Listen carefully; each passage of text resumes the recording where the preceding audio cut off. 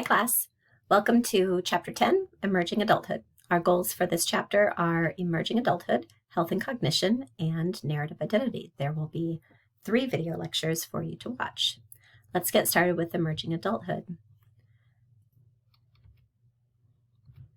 Okay, so we have to understand that emerging adulthood is a brand new stage of life.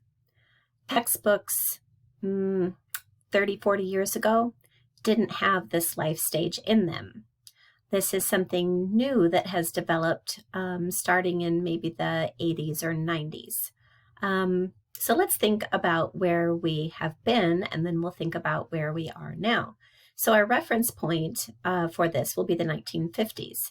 In the 1950s, adolescence very quickly and directly led to commitments in love and work. Not very many people pursued education beyond high school. Only about 15% of people went to college. Most women didn't work outside the home. Most women married at 20 years and men were married at age 22. And as soon as you got married, you pretty much quickly got to work having a child. And the first child was born about a year later. And these roles tended to stay stable and laid the groundwork for the years to come. Men tended to stay in the jobs that they did acquire. They just moved up within their same company. All of that has changed, and I know you know this. At this point, about 60% of people do pursue some college.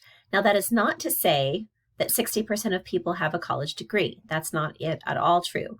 At this point, close to about 30% of people have a college degree, but about 60% of people go. The average age of marriage at this point is 26 for men and 28 for men. So the 20s are not a time of marital commitment. And as you probably suspect, people push off childbearing for several years after they get married as a time to work on the relationship, have some fun, and work on career as well. The 20s are also not a time of job stability either. The average number of job changes between ages 20 and 29 is 7. Most people are jumping around at their jobs quite a bit. So this is Jeffrey Jensen Arnett. He is the big name in emerging adulthood. He's the person who identified this as a new stage of the lifespan. He's one of the most well-known and well-respected psychologists working today. So he defines emerging adulthood as a new stage of life between the ages of 18 and 25. Sometimes it's also called young adulthood, but I think emerging adulthood is the best characterization. It's not a time of, this is what I am, I'm a young adult. It's a time of, I'm working on getting out of adolescence and working on trying to get into adulthood, and it's going to take me a good 5, 6, 7 years to do it. The characteristics of emerging adulthood are later marriage, as we saw 26 and 28, later parenthood, about 5 years later than in 1950, and also vocational uncertainty and financial dependence on parents. So a lot of job hopping. The jobs tend not to be, oftentimes are pretty low level, low paying jobs. And so the young adults find themselves financially dependent on parents. They might live at home for quite a while. They might strike out on their own and come back and live at home. They might just get $20 a month from mom and dad, or a $20 bill slipped here and there, or maybe mom and dad pay for insurance or phone. Lots of variability here. These characteristics of emerging adulthood allow this time to be not a period of stability and commitment, but a time of newfound freedom, a time of exploration and instability. So I'd like you guys to pop over to Blackboard and watch the interview with Jeffrey Jensen Arnett conducted by Steve Paikin. It's a fun, about 15-minute video. And as you watch, take some good notes on what you hear. And in particular, answer the questions just in your notebook. What's the negative stereotype of emerging adulthood? What cultural forces have created emerging adulthood? Are there ethnic differences in emerging adulthood? And then let's add number 4. What is the definition of emerging adulthood? Then there will be a little quiz in Blackboard for you to answer 3 out of 4 of those questions. So go ahead and take some good notes. So there's the that's what the interview video for you to watch is going to look like. Let's just jump ahead, and you can pause this and go ahead and watch that, or you can keep going with this. We're going to discuss just a couple more things here before we close out this video. In class, I like to have a little time where we discuss whether you're an adult or not. What makes you an adult or what makes you not an adult? When will you achieve adulthood if you have not yet? So go ahead and pop over to Blackboard as well and do a discussion board on that. I would love to hear what you guys think. So there are some, out of this, there comes some research on a variety of role transitions in adulthood. So I love this. This is Dawson from Dawson's Creek. I don't know if you guys are old enough to ever have seen that show, but he was sort of the classic whiny young adult. Hashtag quarter life crisis. The quarter life crisis is conceptually a little bit similar to the midlife crisis, but this is a new thing that's occurring now that we've got emerging adulthood. It's occurring in your 20s, early to mid 20s. It's a relatively new term for a period of self-exploration, a search for meaning, and adjustment to daily hassles and life challenges. I have to say, I had my own quarter life crisis. I had gone to school. I'd gone to University of Illinois at Urbana-Champaign and got a degree in advertising. And I was working in marketing, and I was living in downtown Chicago, and I was doing relatively well financially. I had a nice apartment. I had a car. I could pay for things, but I just got to a point where I had an absolute crisis. I discovered that I did not like my job. The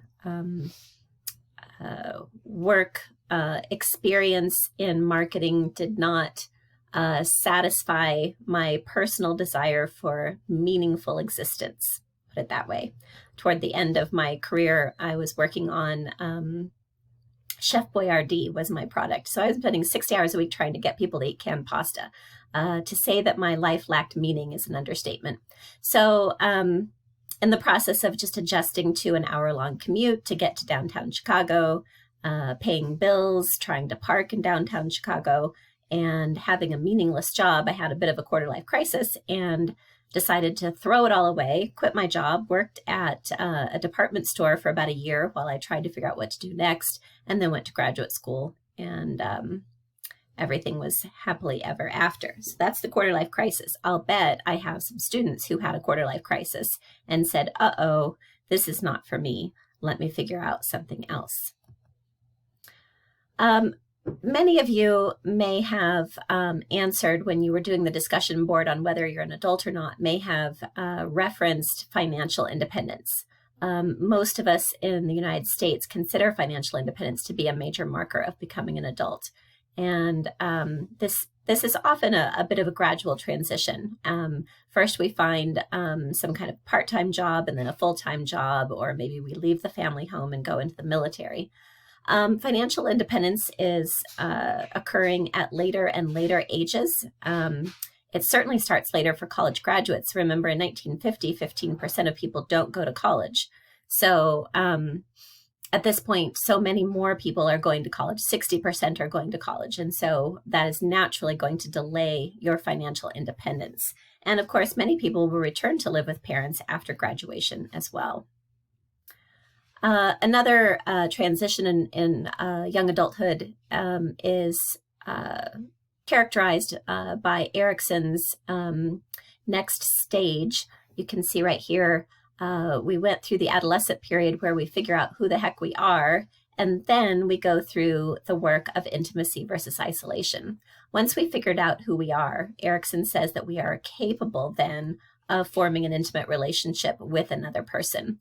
And of course, with Erikson, we always want to think of it as a continuum. You either are resolving the crisis well and developing intimacy with another person, or you're resolving it negatively and developing some isolation. This typically means romance, a romantic relationship, but it doesn't necessarily have to.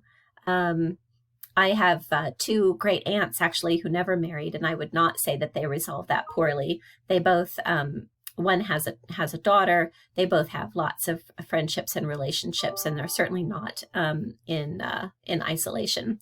So typically it looks like romance, a romantic partner, but not always. So this is Erikson's 6th stage. Erikson refers to this as creating a shared identity with another person. And so you need to have figured out your own personal sense of identity in order to create a shared identity with another person. Once they do some research on this, they find that there are conflicting results about this. Only some research shows that stronger identities predict higher levels of intimacy.